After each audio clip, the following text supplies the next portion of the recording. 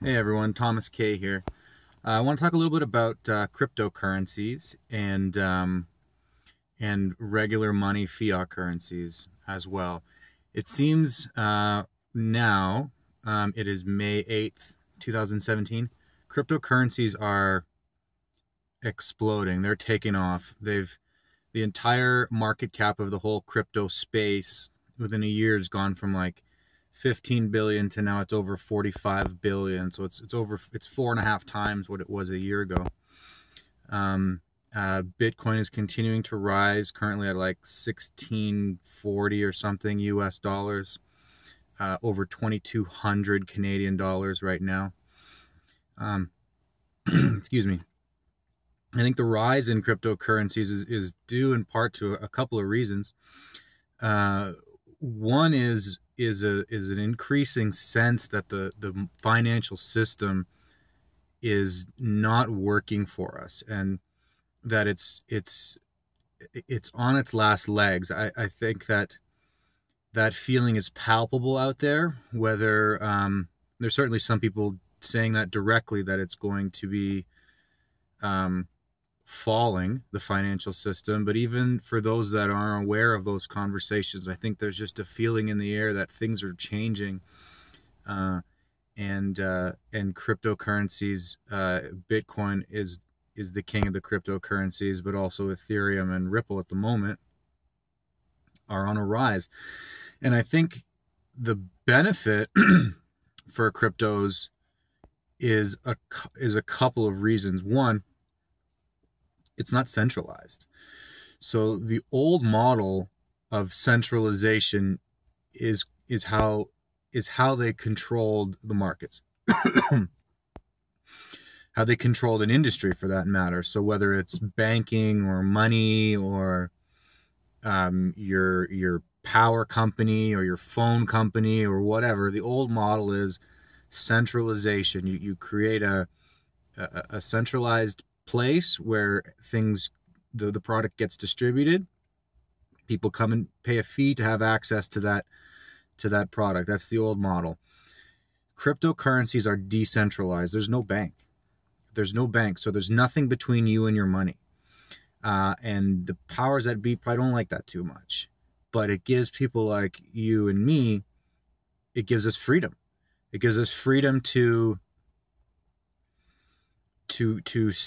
kind of to stand on our own 2 feet without having to pay a gateway fee to access your own product.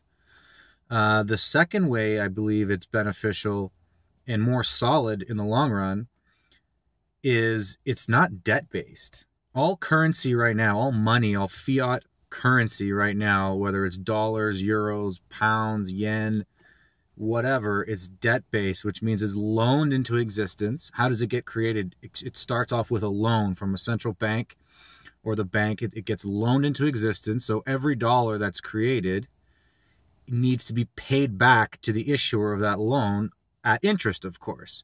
So the argument is, well, if every dollar is created with interest, where does the interest come to pay back all the dollars? And of course, there's not enough. The answer is there isn't, right?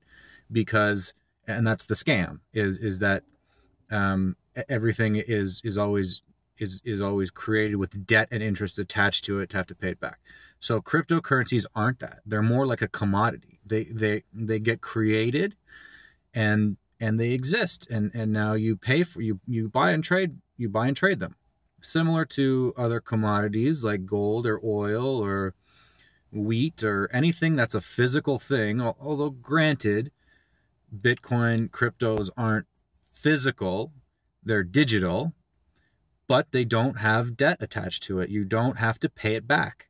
In a grand scheme, in a large sense of the industry, it's not owed back to anything or anyone. So for those two reasons, they're better than current fiat currency, fiat dollars. And I think in the long run, they're going to be very attractive to people, especially if and perhaps when our current fiat system starts to feel the burden of the debt that's out there associated with it. Just look around at the countries and the amount of debt that exists, whether it's the United States, the Eurozone, Japan, Canada. The amount of debt that the countries are carrying is astronomical, not to mention the debt that exists on a personal level with individual citizens.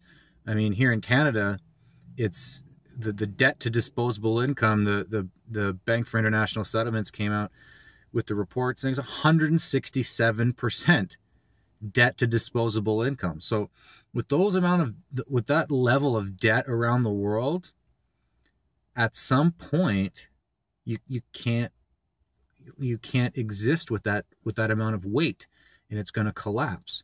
So the system is flawed. We know that. We see that. You either know that because you've studied it, or you just kind of have a sense that things aren't right out there in the financial world. And cryptocurrencies are going that way right now. Yes, there's still a lot to be determined in terms of regulating them. How are countries going to allow them into their system? How are the laws going to play out? It's still such a young industry. But for the two reasons I mentioned, the decentralization of it and the kind of commodity nature of it, I think it's way more attractive than dollars. So this isn't investment advice, but do some research yourself on the current state of our financial situation, our financial world. Do some research into cryptocurrencies, Bitcoin and the like, and see for yourself. So we'll see what happens here. I mean, again, with the debt load out there with the countries, the way the gold and the silver markets are so suppressed to protect the value of those debt-based currencies, those fiat currencies, it's a house of cards.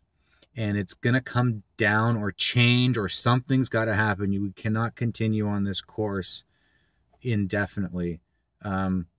It's not possible. So that's my 2 cents with regard to cryptos and debt backed currency. So let me know what you think.